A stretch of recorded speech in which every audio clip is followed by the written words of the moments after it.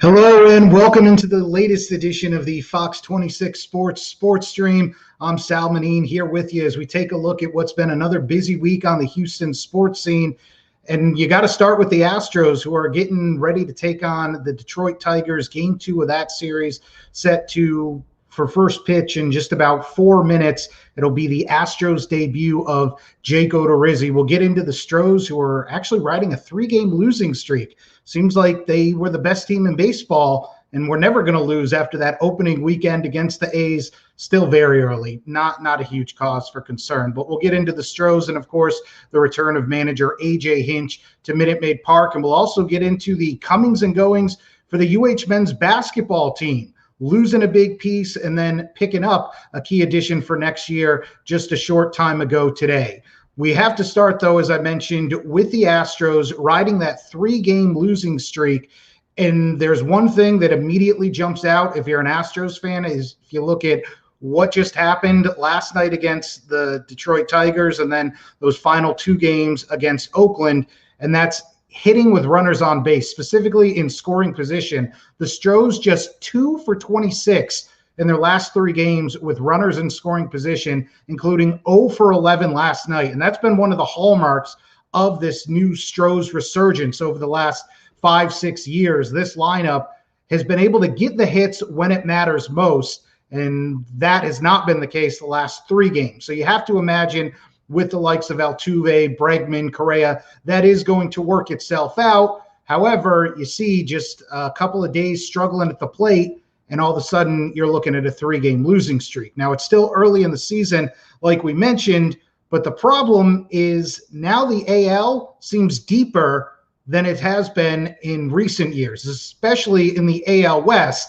where, let's be honest, it was really a joke as far as who the Stros had to worry about within their own division up until about a year or so ago when Oakland started to get things rolling. And even though, yes, technically the A's won the division last year, I mean, come on, a 60-game season where you had this start-stop spring training because of COVID, it's hard to adequately judge a team just based off of that. But now the margin for error is that much smaller for all the teams that consider themselves contenders for the AL pennant, but certainly the Stros. You can't afford to have 1 or 2 bad weeks like maybe you could kind of get away with in years past, because we see the improvements that the Angels have made over the last couple years. We see, obviously, Oakland struggling out of the gate, but with the talent on that roster and what they have been able to do making a run at the playoffs the last couple of seasons, they should work themselves back into the mix. So you can't – the best way I heard it described was, I think it was Chas McCormick earlier in the season said, you can't win the pennant or you can't win the division in April, but you can lose it. I don't think the Astros, because they've lost a handful of games, have to worry about taking themselves out of the division race, but you cannot have prolonged stretches where you're struggling to hit, especially when you got guys in scoring position when they're ducks on the pond and you're not bringing them home, because there's going to be a lot of people chomping for that AL division crown, AL West division crown, and then throughout the entire American League right now. There's not really one team that jumps out at you. Yes, on paper you can look and go, all right, we know that the AL Central has a few good teams. We know how loaded the Yankees payroll is and all the stars that they have. But all these teams are right now neck and neck in the standings in the American League. And I don't see that changing anytime soon. So you have a bad outing last night by Zach Greinke. Got bit by the long ball. He attributed it to his slider just not having the feel for it. He actually said he wants to never throw that pitch again. He wants to get away from it. But you don't take advantage when you got runners in scoring position. That's what can happen, even losing to teams that you should probably beat, like the Detroit Tigers. Then again, the Stros were going up against the Tigers' new ace, Casey Mize, former #1 overall pick, one of the top prospects in baseball, and he certainly looked the part in his Minute Maid League debut last night. So again, Stros getting ready for first pitch. Should have just started right now. We'll keep an eye on that as Jake Odorizzi is going to try to make his case to be the stabilizing force in this rotation, because we've mentioned it before. It's probably going to take quite a few arms to put together 27 outs on a night in, night out basis, given everything that the baseball world has gone through the last year and a half with COVID and pitchers stretching their arms out and all that. So Jake Odorizzi on the bump right now for the Stros.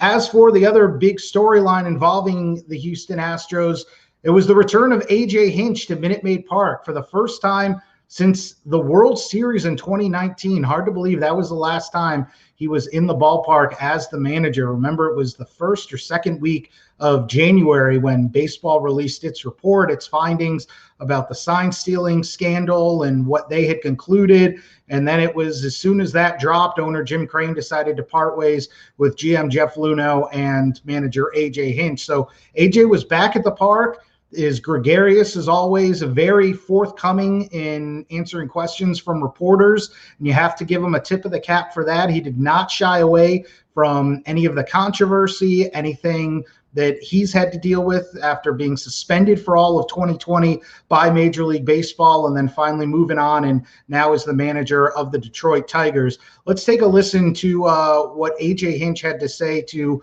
Houston reporters yesterday. Again, it's lengthy, but you got to give the guy credit that he owned up to what happened and his role in it. He did not sidestep any questions. Here's what he had to say to the local media contingent here in Houston, including our very own sports director, Mark Berman. It's difficult, and I have largely stayed just quiet about all of that because it's very personal. I mean, I do believe that we did some good things in Houston. I do believe we were wrong in the behavior and the decisions that we made in 2017, and that it's hard to have that cloud over the sport and be responsible for that and be the man that was the manager that it happened on my watch. So my relationship with that time is complicated. It's very personal. It's something I take very seriously. I will continue to apologize, not only to the Houston fans, but to all the fans around baseball, and continue to repeat how wrong it was. And, for that, we're going to have to live with that for the rest of our careers. It's part of my story. It's difficult. And I think we have to admit how wrong we were in order, to move forward and look forward. I try not to jump back into that past.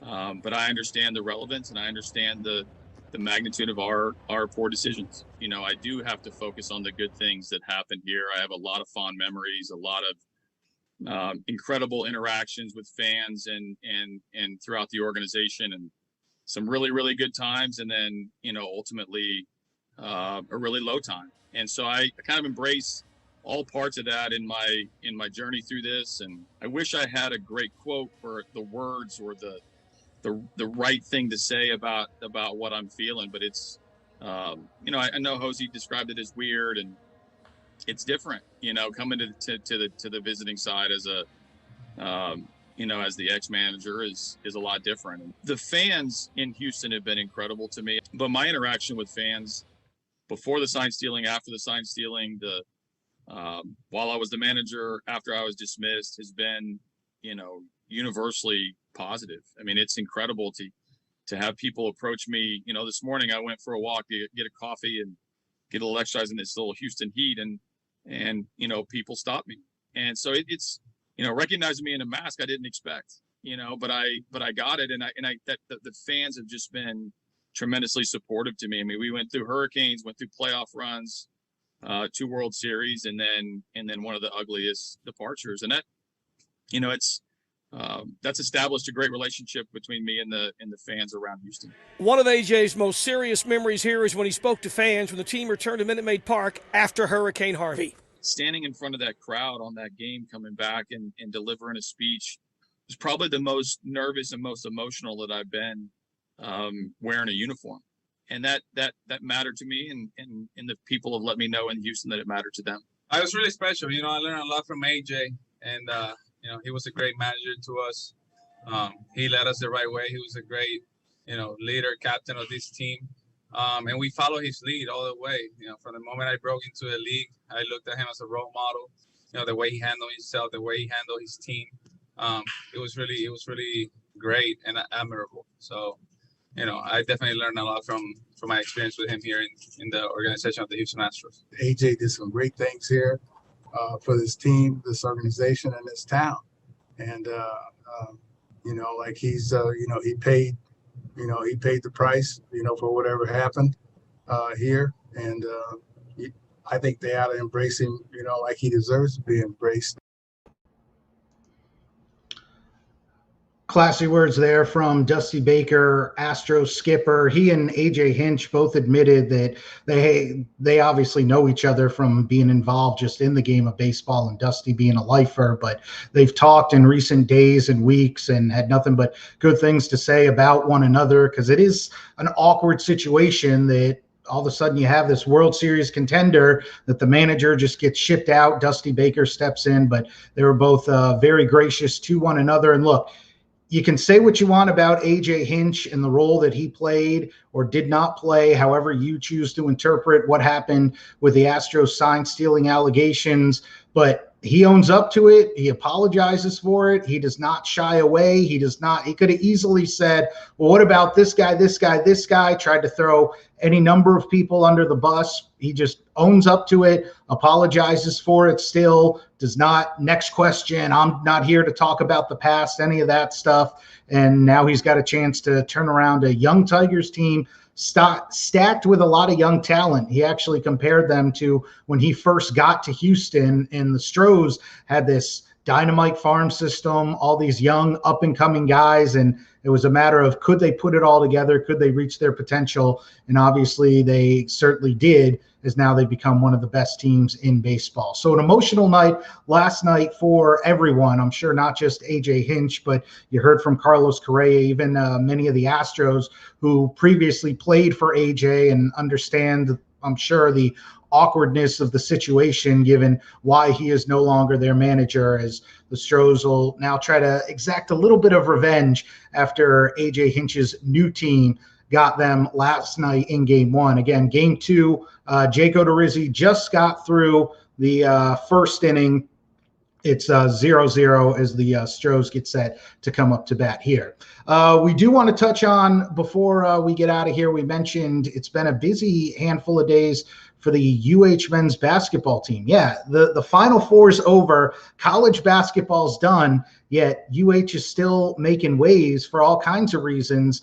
Firstly, Kelvin Sampson with a very nice honor from Harris County today. If you want to learn more about that, be sure to join us at Fox 26 at 9 o'clock as we will explain just what happened to the UH men's basketball program and Kelvin Sampson from their home county.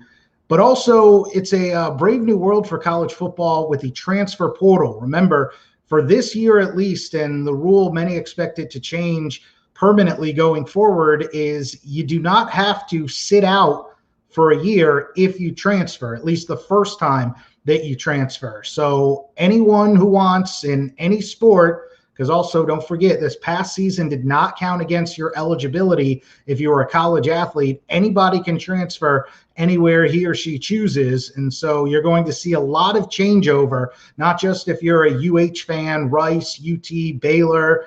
Texas Tech has pretty much their entire roster is either going pro or entered the transfer portal after Chris Beard stepped down to take the job at UT.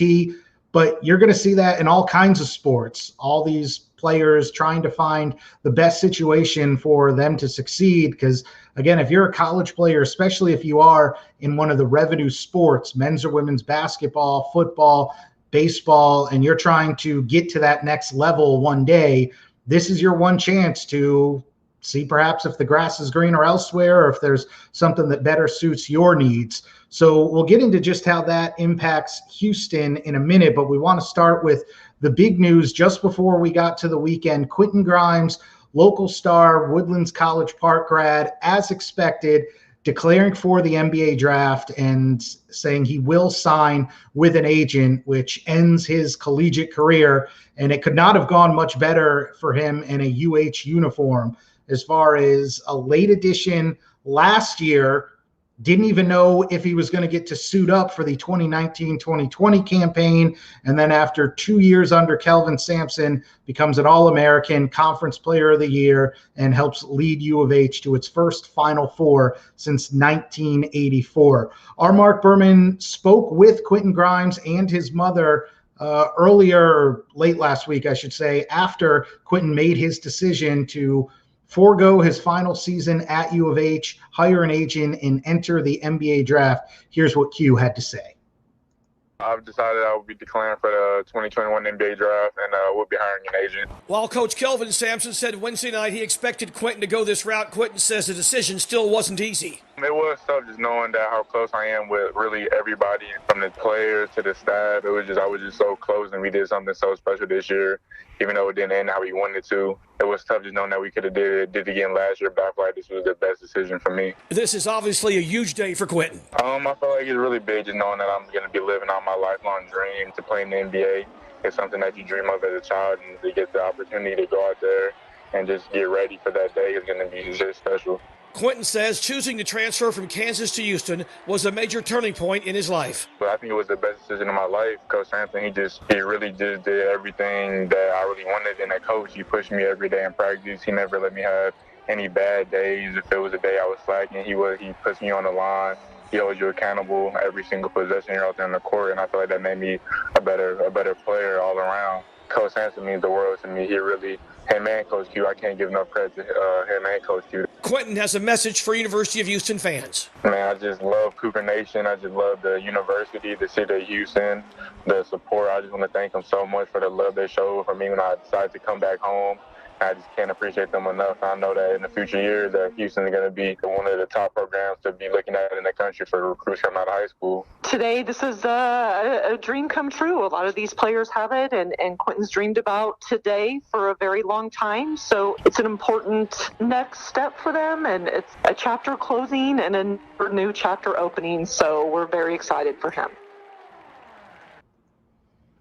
Again, that was Quentin Grimes and his mother after Quentin decided he's going to forego his senior year at U of H and enter the NBA draft, where he stands a good shot. He's going to get picked. It's just a matter of, does he sneak into the first round? Does he fall to the second round? But he has all the tools that you would want if you are trying to look at young prospects for today's NBA game. We know he can shoot the three. He can handle the ball, and if you play for Kelvin Sampson, you play defense. So he certainly fits the mold of what so many NBA teams are looking for. It's a matter of convincing them that he can do that on a night in, night out basis against top tier competition. So just one of the many departures for U of H after that Final Four run. We know that they lost the three seniors, Justin Gorham, Bryson Gresham, and of course, Dejan Jarreau, who was the heart and soul of that Final Four team. But Kelvin Sampson and his staff did pick up one piece that will help to pick up the slack for those four departures we just mentioned. Today, Taje Moore, a graduate transfer from Cal State Bakersfield, announced he is transferring to U of H for his final season of collegiate basketball. He's already played more than 100 career games for Cal State Bakersfield. He's been their top scorer each of the past two seasons. And stop me if you've heard this before for a Cougar, let alone a Kelvin Sampson Cougar. He's long, he's athletic, he plays hard, he's tough-nosed.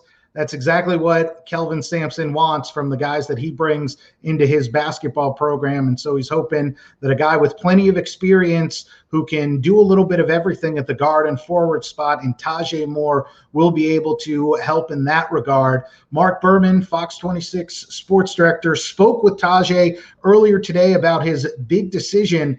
Taje picked U of H over a number of teams, many of whom just played in the NCAA tournament, but the way that Taje eventually landed on the Cougars is certainly unique. Here's what Taje Moore had to say to Mark Berman about deciding to go to U of H and the call that solidified it.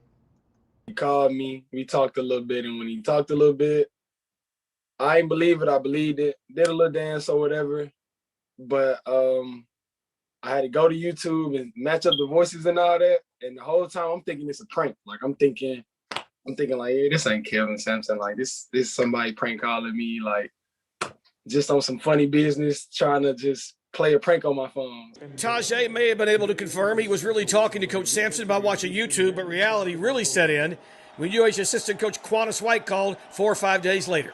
When he called the second time, and Coach Q, he called me, he was like, Coach Kelvin Sampson's gonna call you. I'm like, oh, this not a joke. Like this is for real. Like this not a prank. So when he called or whatever, I was just in total shock through the phone.